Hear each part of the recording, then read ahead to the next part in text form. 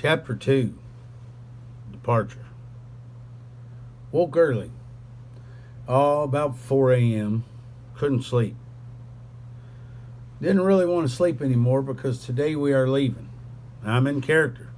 Deck pants, deck and work shirt from the Horseshoe Casino job.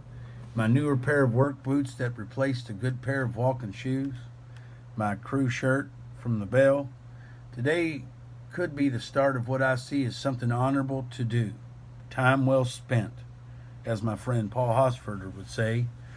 I've held off talking about Paul, held off reading Harlan's Shanty Boat. A couple of years ago, what seemed to me a good reason to think I was getting somewheres, I spent a few kind visits with Wendell Berry. I hold off dropping names because I would rather shove out into life on my own merits. This character of a folk musician slash river person slash railroad hobo slash whatever hat I seem to wear, I own it. And that is the point. Not much I own now on purpose. Leaving on a big old steamboat to tramp, in a way, up to West Virginia, and that sounds crazy because the word tramp refers to a time when steamboats graced the Ohio River as cars litter the highway now. Transportation.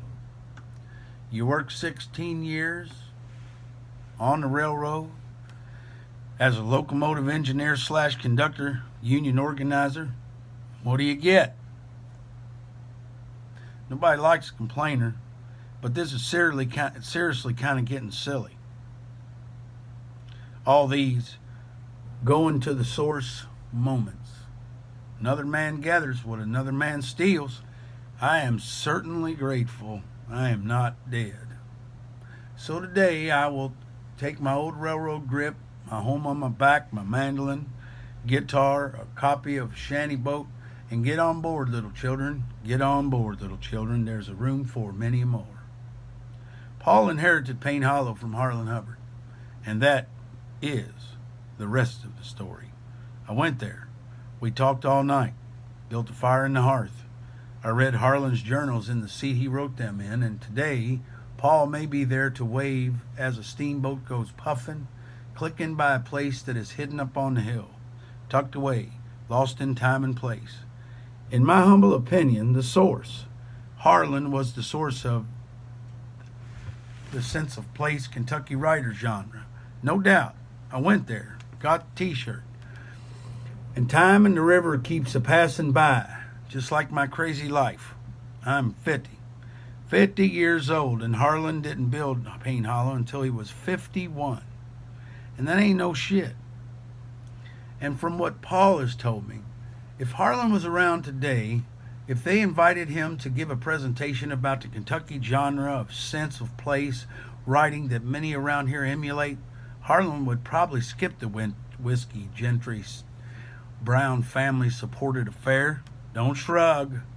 That is exactly who Hunter S. Thompson was talking about when he used that description in his Gonzo article about the Sacred Kentucky Derby. Don't pin that stuff on me. So, I accept it now, I guess, in some ways own it. A couple of seasons ago, I hired out with a woman over at the Riverboat Casino, a beautiful woman who worked at the historic Galt House. She was certainly doing the same thing I was by getting a job at that godforsaken place, leaving. Leaving behind a life upstream that had gotten too thick to plow. She told me to own it. I was telling her about meeting Wendell Berry from some handwritten letters I had sent. I told my friend that I kind of was sick of talking about meeting one of the sources of the Kentucky writing genre because nobody likes folks who boast about accomplishments. She said, own it. So, now I accept the fact that to preserve heritage, one must go to the source. One must do the work. And that is exactly what I am doing. The work. I am done with apologies. Know what I mean, Vern? Or should I say Kentuckian? I am Kentucky as fuck. I grew up on Mulberry Hill, The Clark family home site on Poplar Level, outskirts of Germantown, was my front yard as a child. I grew up on Mulberry Hill, the Clark family home site on Poplar Level, outskirts of Germantown. Oh, see, this is where you got fixed stuff sometimes.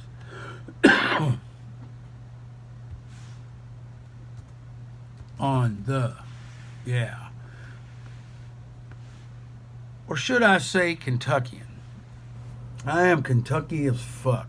I grew up on Mulberry Hill, the Clark family home site on Poplar Level on the outskirts of Germantown. I better stick a comma there. Gotta breathe. Home site on Poplar Level on the outskirts of Germantown was my front yard as a child. In the letter that afforded me an invite to visit the mad farmer, I mentioned that I had felt some sort of kinship in his writing. I heard something in his voice that I recognized. I mentioned that walnuts and cottonwood trees were my childhood play toys. Told him that there was something connecting us that seemed to be contained in that gray clay that crawdads build their burrow vents from. I certainly know what that connection is now. Walk the creek in George Rogers Clark Park.